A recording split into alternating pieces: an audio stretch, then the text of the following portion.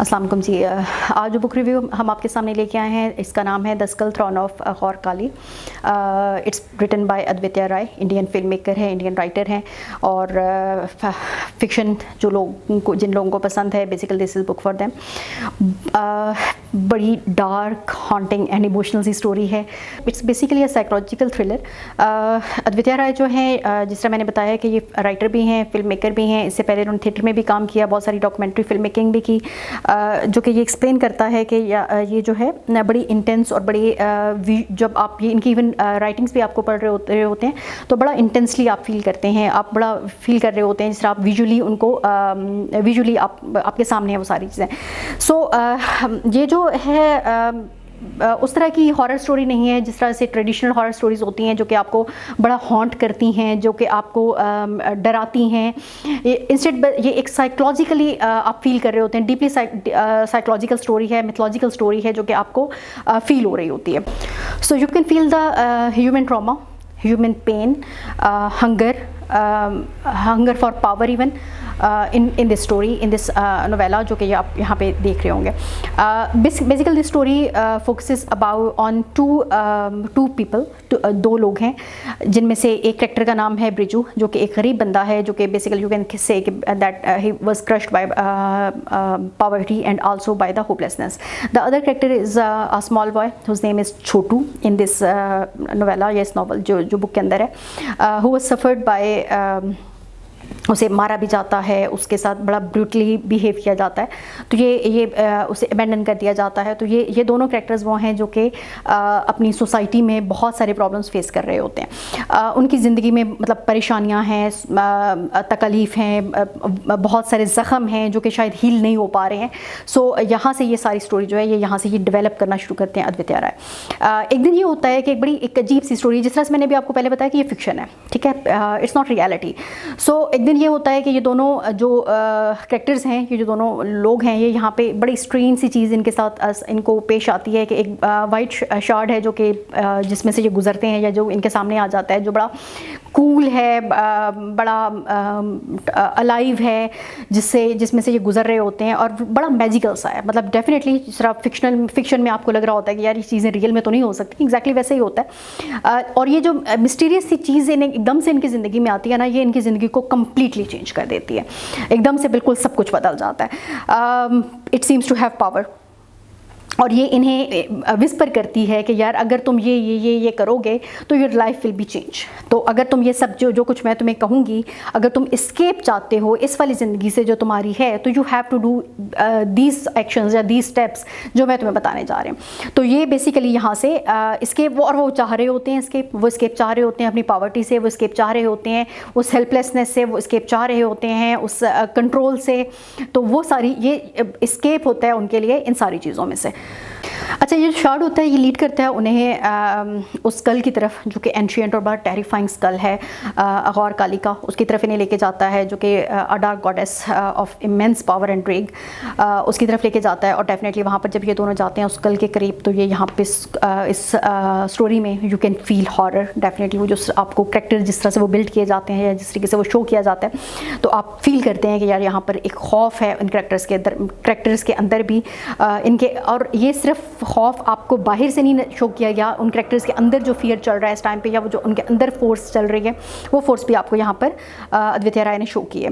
मतलब उन कैरेक्टर्स के अंदर की जो फियर्स हैं, या जो उन कैरेक्टर के अंदर वो जो खौफ है, या वो जो उनके वो फील कर रहे हैं कि दे आर वीक, वो जो सारी चीज़ें हैं वो भी ये फील कर रहे हैं, वो भी यहाँ पर शो की गई हैं। छोटू जो है, जो कि एक बड़ा मासूम सा पहले बताया गया है, वो भी चेंज हो जाता है। वो जो ब्रिजू होता है जो कि कमज़ोर होता है, वो अपने आप को फील करना शुरू हो जाता है कि नहीं, now I am powerful, I have to do it. मैंने अगर अपनी ज़िंदगी को चेंज करना है तो मुझे ये सब कुछ करना है। सो दैट्स वाई यहाँ पर आपको नज़र आता है कि यार विद पैसेज ऑफ टाइम वो कैरेक्टर्स बिल्ड कैसे होते हैं, वो चेंज कैसे होते हैं। अद्वितीय राय की जो राइटिंग है ना, ये बड़ी शार्प है, पोएटिक हैं, मतलब आपको लग रहा होता है, और ये बड़े रॉ इमोशंस जो है वो वहाँ पर आपको बड़े हल्के फुल्के अंदाज में ये शो कर देते हैं. So he doesn't try to scare you, वो आपको डरा नहीं रहे हैं कि ये सारा, जिस तरह मैंने भी आपको पहले कहा था कि यार इमोशनल है, वो आपको घोस्ट के से, मॉन्स्टर से, घोस्ट से नहीं डराते हैं. बेसिकली ये आपको डराते हैं आपकी इनर फीलिंग से. ये आपको बताते हैं कि यार ये सारी चीज़ें जो हैं ये खौफज़दा कर देने वाली नहीं हैं, बल्कि वो जो ह्यूमन पेन है, वो जो इंसान के अंदर की चीज़ें हैं, वो जो आपके अंदर का डर है, जो आपके अंदर का खौफ है, जो आपके अंदर की परेशानी है, शायद वो ज़्यादा स्केयर करने वाली है, स्कैरी है ज़्यादा एज़ कम्पेयर टू द जो आपके बाहर की फोर्सेस हैं. सो जो इसमें सीन्स ऑफ वायलेंस शो किए गए हैं या सफरिंग शो की गई हैं इस तमाम राइटिंग में, बड़े रियल अंदाज में की गई हैं, लेकिन बहुत अनकम्फर्टेबल आपको कर देती हैं. When you are reading it तो यू फील इट कि यार ये सब क्या हो रहा है. फिक्शन है बट यू फील इट. आपको आपकी ये जो स्टोरी है ये मतलब आपको लग रहा होता है कि यार ये क्या, मतलब वो जो you can makes the story feel grounded even when it deals with the myth and supernatural forces around you. So but this book is not just horror, this book is not just for the sake of horror. It also explore some very important messages, some very important themes. पहला आपको इसमें क्या नज़र आ रहा होता है, you can feel the trauma and abuse. जिस तरह हमने शुरू में कहा कि यार छोटू जो होता है वो एक ऐसा बच्चा होता है, मतलब छोटू इज़ अ सिंबल, जो कि वो छोटा बच्चा है, हर वो बच्चा है जो हर्ट हुआ है, जो कि फॉरगॉटन है, जिसकी ज़िंदगी में जिसका सफ़र जो है वो पेनफुल है, जो कि ज़िंदगी में परेशानियों का सामना कर रहा है. जो दूसरा आपके पास ब्रिजू का करैक्टर था, वो बेसिकली आपको पॉवर्टी नज़र आती है, आपको गुर्बत दिखा रहा है, वो सिंबल है, वो रिप्रेजेंट कर रहा है वो मिलियंस ऑफ लोग जो कि आपको जो क्रश कर दिए गए थ्रू पॉवर्टी, जो कि इस गरीब है और शायद कोई उनकी परवाह नहीं कर रहा. So he symbol of poverty and despair. तीसरी आपको जो चीज़ इसमें नज़र आती है that is power and its cost. मतलब जब वो पावर लेना चाहते थे, वो शार्ड जब उन्हें लेके गया और उसने कहा कि यार you have to do this to get the power. तो इसका मतलब ये था कि यार अगर आप पावर लेना चाहते हैं तो यू हैव टू पे अ प्राइस. और वो प्राइस क्या है, अब ये this is the time that you have to decide कि क्या आप वो प्राइस पे करना चाहते हैं. उस प्राइस में you have to lose your innocence, you have to lose your inner self, you have to lose what you are now. आपने अपने आप को कम्प्लीटली बदलना है उस सब के लिए. तो क्या आप ये सब कर सकते हैं? अगर कर सकते हैं तो this is the price. Now you have to decide कि यार ये प्राइस छोटी है या बड़ी है इस सब के लिए. एक और जो एक इम्पॉर्टेंट थीम है या इम्पॉर्टेंट बात है इस वाले बुक की, that is faith and mythology. जो इसमें गॉडेस है Kali, basically it's a central figure. मतलब जो लोग रिलीजियस वे में इनको जानते हैं, इंडियंस के बारे में पढ़ते हैं या हिंदू मज़हब के बारे में जानते हैं, उन्हें पता है कि यार ये एक सेंट्रल फिगर है उनका, बड़ा माना जाता है इसको. Rather she represented something ancient and wild, a force that can not be control. मतलब ये एक ऐसी फोर्स है, एक ऐसा उनकी एक ऐसी गॉडेस कंसिडर की जाती है जिसे कंट्रोल नहीं किया जा सकता. और ये this is one of the symbol of rage, जो मतलब पावर की और उसकी सिंबल कंसिडर की जाती है. सो there are moments in the book that feel deeply poetic, almost like reading a dark prayer.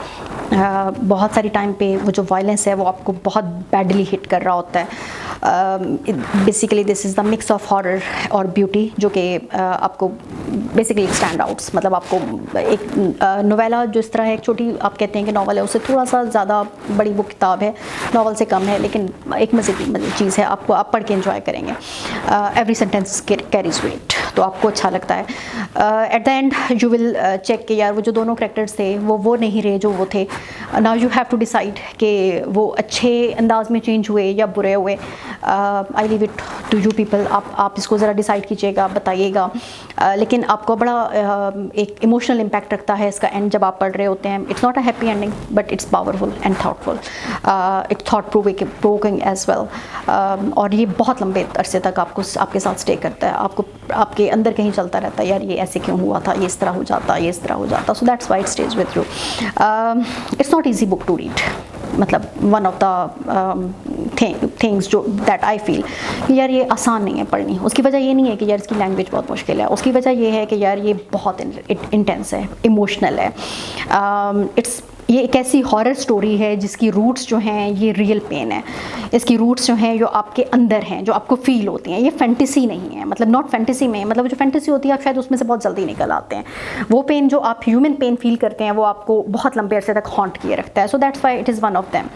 So it asks a big question, मतलब one of the big question कि यार what happens when the words gives you nothing. क्या होगा जाएगा, what would you do for power, क्या कर सकते हैं आप?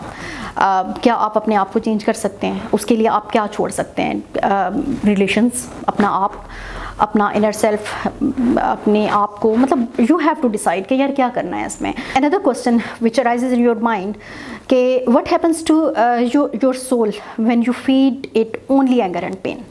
मतलब इस सारी स्टोरी में this is one of the another question that comes into your mind कि यार ये क्या होता है, मतलब आपकी सोल को क्या होता है जब आप सिर्फ अपने आप को, जब आप अपने इर्द गिर्द सिर्फ यही दो चीज़ें देख रहे हैं। Advitiya Rai has created something bold, no doubt, very bold, very brave and original. This is horror that makes you think. If you're looking to read something जो कि जिसमें myth भी हो, जिसमें emotions भी हो, जिसमें darkness भी हो, जिसमें deep human thoughts भी हो, जिसमें truth भी हो, जिसमें कुछ religious point of view भी हो related to the Hinduism. So this book is for you. ज़रूर पढ़िएगा, ज़रूर अपने कमेंट्स शेयर कीजिएगा, अच्छा लगेगा हमें। और प्लीज़ हमें ये भी ज़रूर बताइएगा if you are interested in some other books, तो प्लीज़ हमें ज़रूर बताइएगा, so we can go with such books as well. Thank you. अस्सलाम वालेकुम।